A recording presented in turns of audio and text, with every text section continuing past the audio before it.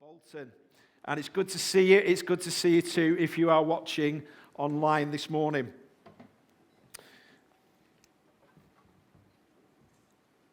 You'll know at King's, if you've been with us for any length of time, that we often have series when we come to our preaching time.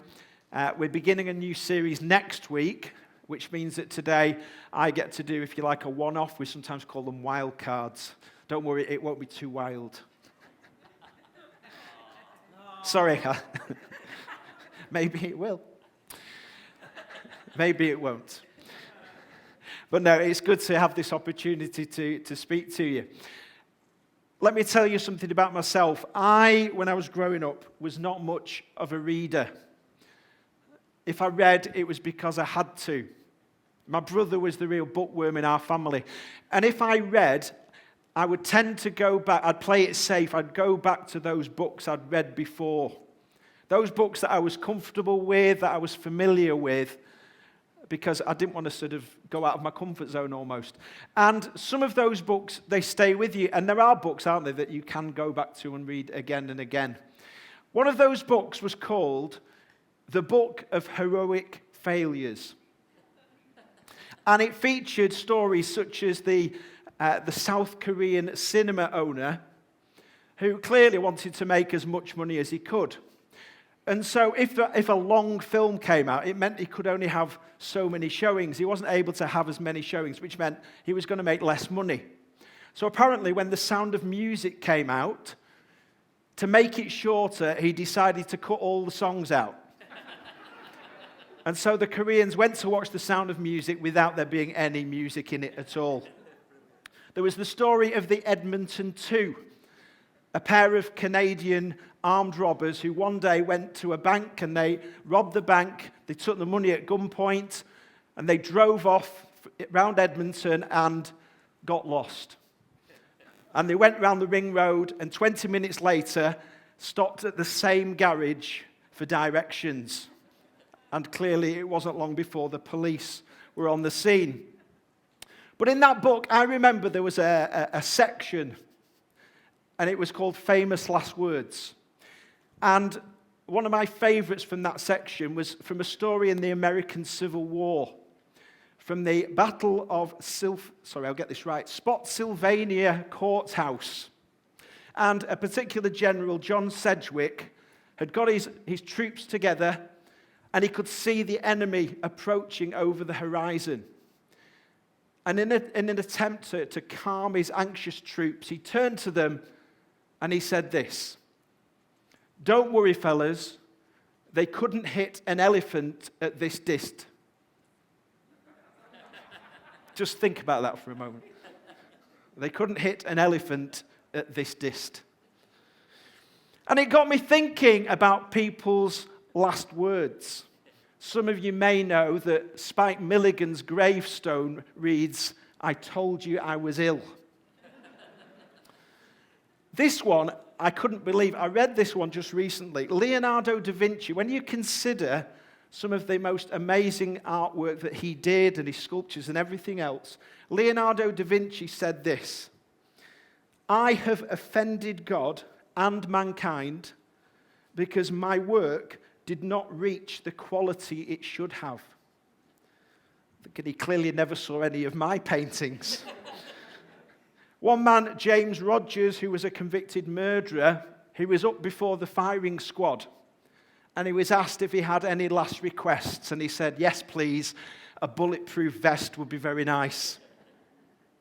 And not so much last words, but one man, an American man, Jack Handy, who was contemplating the end, he said this: "When I go, I want to die peacefully in my sleep like my grandfather, not screaming in terror like his passengers."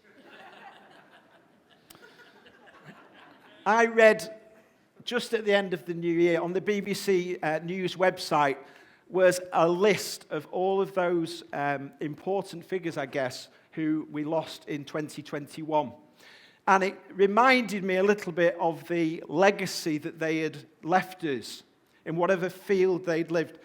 I didn't speak to Pastor Susie this morning, but I thought it was interesting. I'm going to read that verse again. from Psalm 39. This is what God does, doesn't it? He knows what's happening. And Psalm 39 verse 4 said, "Show me, Lord, my life's end and the number of my days. Let me know how fleeting my life is." And it goes like that, doesn't it?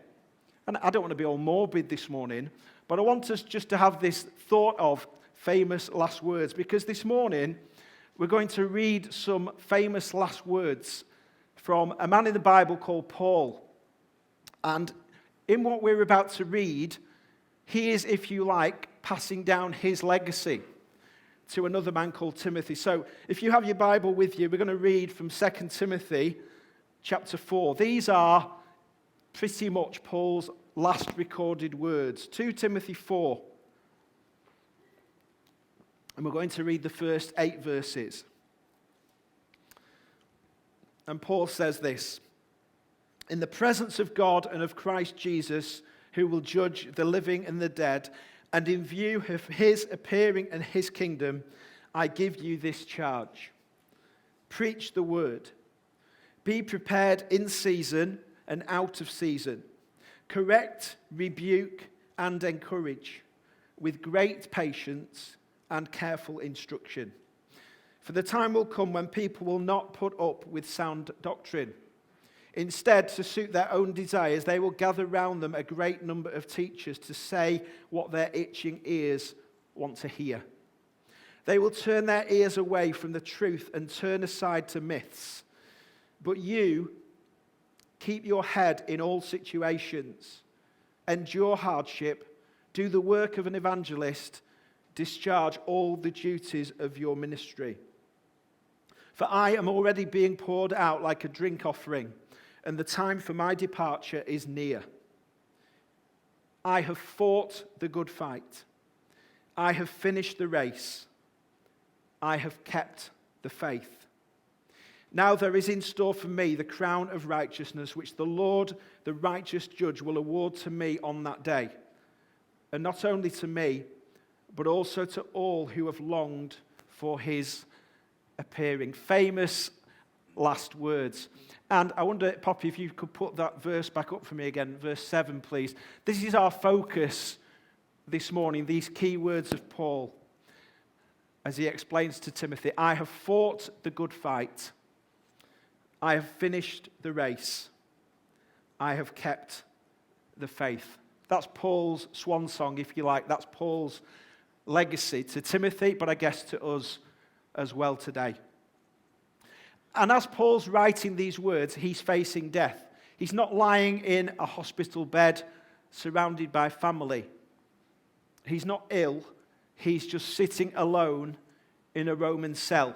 He's waiting for his execution. He's maybe got the company of a visitor or two, and he's got his writing materials with him. He knows the time's coming. He knows he's going to be executed.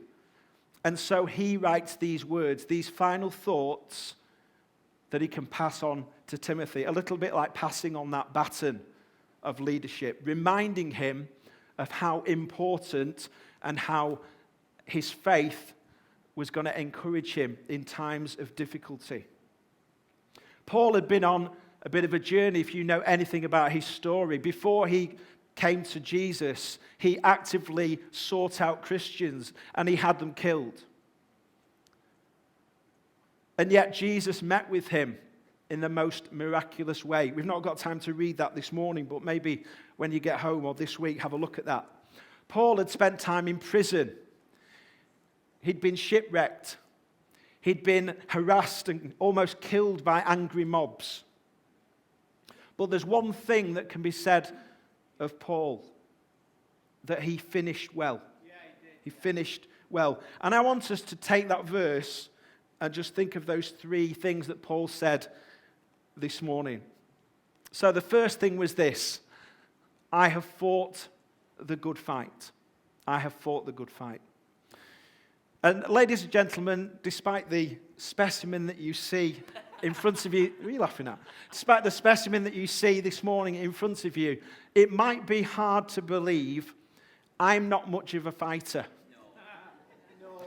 I am the bigger brother to my brother Johnny, And there maybe was a few years where I had perhaps a slight edge, till I was about 4, I guess.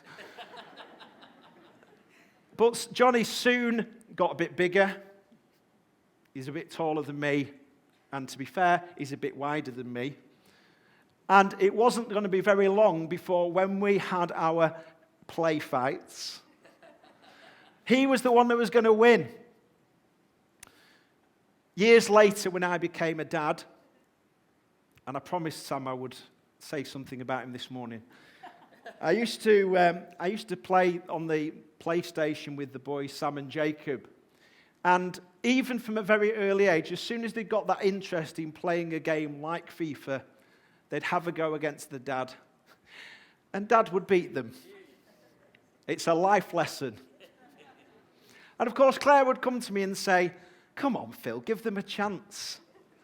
Give them a chance, let them win." And I said no, because I know that there is a day coming when I will be the one on the receiving end. And so now, in those occasions, and they're pretty rare now because I know there is very little point, but in those rare occasions where I take the boys on at FIFA, to have any chance of winning, I have to be a team like Manchester City, and they have to be like Bolton Wanderers. Oh, sorry, Derek.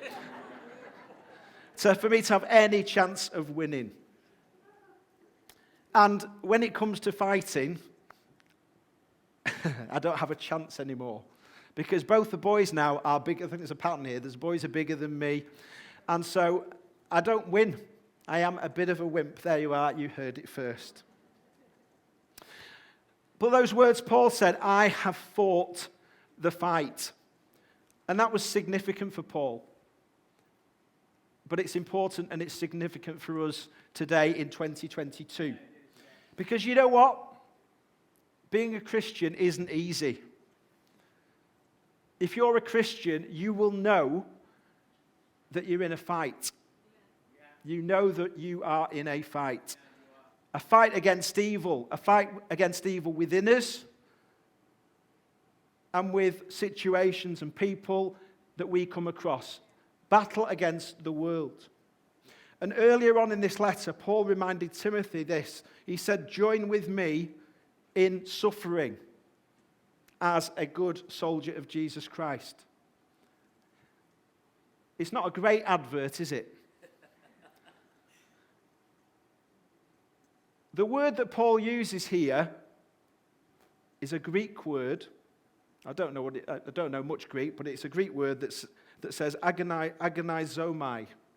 I may not have pronounced that correctly. But it means literally to engage in conflict.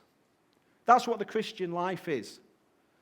And for Paul, it was a word in his day that was used for athletes competing in games or for soldiers taking part in some sort of military conflict. And considering that as Paul is sitting in this prison cell, he would almost certainly have been chained to a Roman soldier as he was writing these words, that was an excellent example for him. And you know what? Paul had come across so many of these Roman soldiers and guards, and many of them had on them, he had had such an impact that they had ended up coming to know Jesus. He says these words in Ephesians 6, verse 12. "For we are not fighting against flesh and blood enemies, but against evil rulers and authorities of the unseen world, against mighty powers in this dark world, and against evil spirits in the heavenly places." Let's not mince our words. Being a Christian is tough. Being a Christian means that you are engaged in a battle 24/7. A spiritual battle against the enemy. And that's why we must do this, as Ephesians 6 goes on to say in verse 13. "Therefore, put on every piece of God's armor, so you will be able to resist the enemy in the time of evil. Then after the battle, you will be standing firm." Paul was probably a bit like me. Physically, a bit of a wimp. He wasn't a warrior in the physical sense, certainly. But he was in the spiritual sense. Let me tell you why. He never quit. He didn't give up. He never flagged in his love and his desire for God, because he said, I press on towards the goal to win the prize for which Jesus, or rather God, has called me heavenwards in Christ Jesus. He knew where the source of his strength came from. Philippians 4, I can do all things through Christ who gives me strength. Paul's campaign to spread the message of Jesus took him all over that known world. But it began on the road to Damascus. Paul went all over the world speaking fearlessly about Jesus. He put up with false teachers. He put up with false members of the church. Paul was a fighter. And I wondered this morning, what's our fight with? What's our struggle with? Is it a person? Is it even a spouse? Is it a family member? Is it a work colleague? Is it somebody here at church? Maybe our fight doesn't involve a person, but maybe for us, it's the situation we're in. Whether it's an addiction, maybe it's debt, maybe it's hurt, maybe it's that uncertainty of the season we're in with COVID and not knowing what's happening next. Maybe we've gone cold in our love for God. Maybe that's our struggle. And you stand here on a Sunday and you can hear that voice in your head saying, how can you sing those words? How can you say, I'm going to raise a hallelujah? How can you say, yes, I will lift you high in the highest valley, when you know what you've done this week?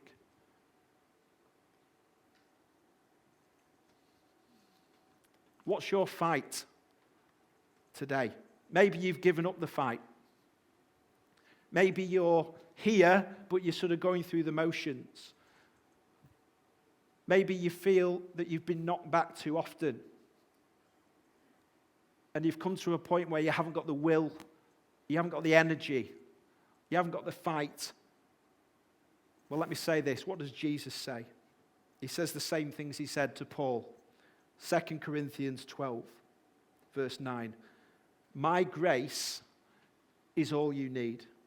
My power works best in weakness. And Paul goes on to say, so now I am glad to boast about my weaknesses, so that the power of Christ can work through me. Paul's good fight included an astonishing series of dangers and even humiliations. But even in these times, in these difficulties, he talked about his victory in Jesus. Romans 8:37. I'm throwing loads of verses at you this morning, but I don't care. In all these things, we are more than conquerors through him who loved us. This morning, let's learn from the way that Paul responded to struggle and to difficulty. So, I fought the fight. Secondly, I finished the race. I finished the race. I wonder if you could put that picture up for me, Poppy. This is a picture, I can't remember if I've shared with you or not before. It is me with a bit more hair. And it's a photograph that adorns the wall at Mum and Dad's house over in Lostock. And that picture commemorates my victory in the 1980 Moralton School 100 metres race. Thank you. And as my family, thank you. All right. Okay. As my family will tell you, it's the only time I won the 100 metres. And it's the only reason I won that 100 metres is because the boy who won everything, a boy called Neil Edjay, and if you're watching Neil, a boy called Neil Edjay won everything, but on this particular occasion, he ran out of his lane, and he was disqualified. They wouldn't disqualify him today, would they, I tell you? But you know what? When I ran, and I was quite a quick runner, I was pretty quick over the first 10, 20 meters. But my problem was, as soon as I started running, I started to have a bit of a look around. Oh, there's my mum. Or rather, there's my mum. And I would take my eyes off that finishing line. My focus wasn't where it should have been. In the first century, the Romans celebrated the Olympics, but they also celebrated the Isthmian Games. And competitors would spend up to about 10 months getting ready for these events.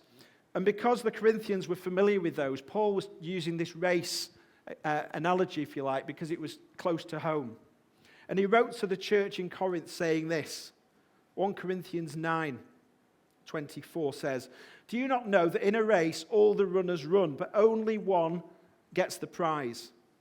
Run in such a way as to get the prize. Everyone who competes in the games goes into strict training. They do it to get a crown that will not last. But we do it to get a crown that will last forever." And Paul's appeal to us is that we should have the same drive, the same focus, the same dedication as those runners in the ancient games. That our motivation for serving Jesus is not about what I can get. Our motivation is higher because we run not for a medal, not for a laurel wreath, but we run for a crown that will last forever. And when Paul wrote to Timothy, he wasn't patting himself on the back for having run the full distance. Rather, he was really paying tribute to God for what God had enabled him to do. God's grace had enabled him to run that race and to fight that fight. Paul says this in Acts 20, verse 24, "I consider my life worth nothing to me. My only aim is to finish the race and complete the task the Lord Jesus has given me, the task of testifying to the gospel of God's grace." So when Paul says, "I've finished the race," Paul is saying to Timothy, I've put every effort, I've put all I can put into giving people the opportunity of hearing the message of Jesus. He left completing the course set before him. He left no stone unturned. He left nothing undone. He was ready to cross the finishing line into heaven. If you know me well, you will know that I'm quite competitive. Claire and I used to be involved in a youth camp during the summer, and all of the campers and the leaders would be put into a team. And after a few years of coming along with me, Claire said, "Phil, if you're in a team, I'm not going. I'm not going." There was one particular year where I was in charge of a team. We had a game of hockey, and my brother-in-law was in charge, and he said, "We're not going to have all this argument about is it a corner, is it a goal kick. What we'll do is if the ball goes over the goal line, then it's the keeper's ball." My team scored very early in that game. So guess what I did next? I got my team together, and I said, right, every time we get the ball, just hit it behind our goal, because we'll get it back. And so for the next 5 minutes, we just had the goalie pass the ball to somebody, and he knocked it out again. Probably not in the spirit of the game, but I was using the rules to my advantage. That's just who I am. And I have to say, every sports day, I talked about this lad Neil Edjay before, and every sports day, I had to sit there at the end of the afternoon listening to this big long list of events. 50 metres, first Edjay, second Harrison. 100 metres, first Edjay, second Harrison. 200 metres, and it went on and on and on. And the only praise I got was to have my name read out. And now I'm a teacher, you can tell how frustrated I am that we have sports days now, and I kid you not. In a race last year, we had 3 children running, and the third place runner got a medal. I'm not bitter, but I struggle with it. I struggle with this idea. Can you imagine at the Olympics? I know he's retired, but imagine Usain Bolt there. He stands on the podium, and the man comes up to him with the medal and says, "I'm giving you this, Mr. Bolt, but just to let you know, We're going to give one of these to everybody else because they tried really, really hard. But you know what? In a proper race, only one person can win. Only one person can win. However, in the race that Paul's talking about, everyone who pays the price of training for the cause of Jesus can win. We're not competing against one another. We're not elbowing each other out the way. But we are competing against the struggles, physical, spiritual struggles that we face, those that stand in the way of our reaching the prize. Everyone, it says there in that verse that we read, everyone runs their own race. Every one of us is enabled to be a winner. And Paul says to us to run in such a way that you can win the prize. But to do that, we have to throw aside everything that's going to stop us from running. Hebrews 12 says, lay aside every weight and the sin which so easily ensnares us, and let us run with endurance the race that is set before us, looking unto Jesus, the author and the finisher of our faith. There were no distractions for the runners in Paul's day. They would run, almost certainly they would have run naked. And I have to keep reminding Claire that when she goes for runs, we don't apply those principles anymore. On those sports days that I mentioned, I got distracted when I ran. I was too busy looking at everything else. I was too nosy, wondering what everybody else was up to. And you know what? There is so much in my life that can take my focus away, that can take my eyes off the prize, the eyes off that race that God set out for me. Things get in the way. Keep your eyes on the goal. I've got another picture I wanted you to share. This is something that I did 2 or 3 years ago. Anybody done Rough Runner in here or something similar? We ran 10K, and interspersed along the course is like an obstacle course, a bit like the Total Wipeout course. And I got to the end, and that picture is taken pretty much at the end. I'd struggled through the previous 9.9 kilometers, I have to say, but I took on the travelator, and I got up there first time. I could have shown a picture of Pastor Adam, who didn't get up there the first time, but I'm not going to do that this morning, because he isn't here. But you know what? Races are hard. In fact, when I go for a run, I do it not out of pleasure, but I go because it does me good. But the thing that keeps me going is the thought of getting home at the end. The finishing line is what keeps me going. Somebody said, a man called John the Penguin Bingham. Why on earth he's called the Penguin, I don't know. But he said this, he's a bit of a runner. He said, as I stand at the starting line, I know that somewhere out there is a finish line. You might have had a bad start to your race. You might not have had the greatest beginning. But you know what? We can all finish well. We can all finish well. I've fought the fight. I've run the race. I have kept the faith. Kept the faith.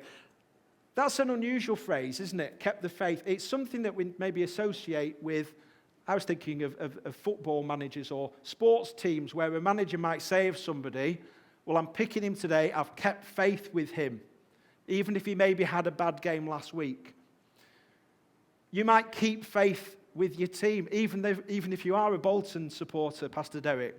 You might keep faith with your team, even if they struggle. I can't really talk. I'm an Everton fan.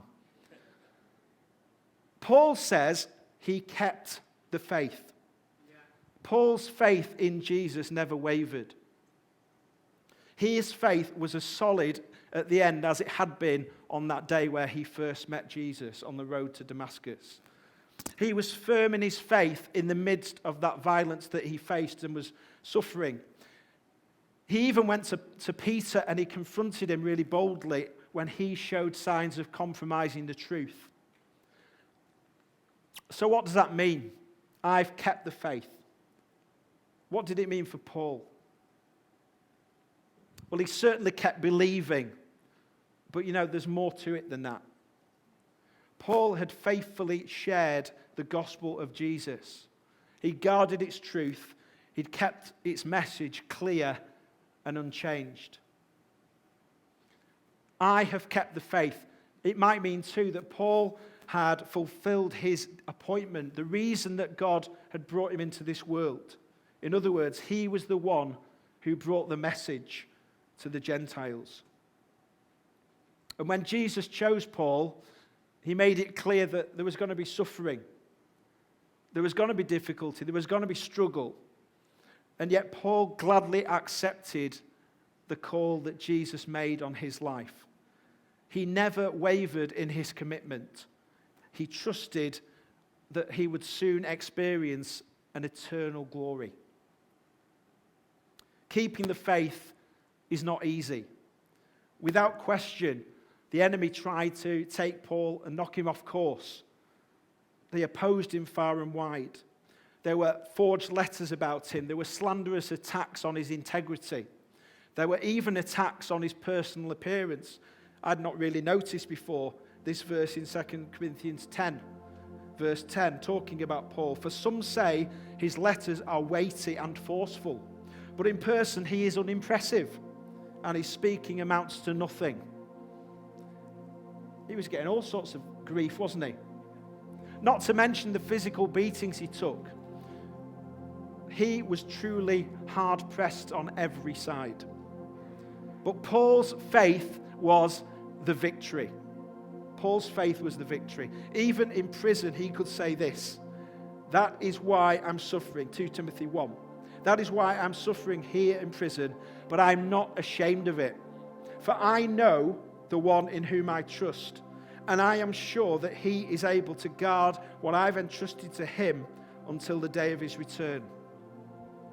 What God had entrusted to Paul, Paul entrusted it back to God. And through all of that, Paul looked toward the moment when he would hear God say, "Well done, you good and faithful servant." And if you're a Christian this morning, we should keep the faith. And we know it's not easy. We've said that already. We've talked about the difficulties that Paul faced. And we will face different challenges, but equally stressful, hard, equally as fierce. But let me ask you this morning, what has God called you to do? God had a plan for Paul. God's got a plan for you as well. Whatever God has put on your heart, whatever he's asked you to do it with all your might. Do it with all the strength that he's given you. Because remember, you're not doing it for yourself. You're not doing it for kings. You're doing it for God. Colossians 3:23 says, "Work willingly at whatever you do, as though you were working for the Lord rather than for people." How guilty are we that we do stuff to look good,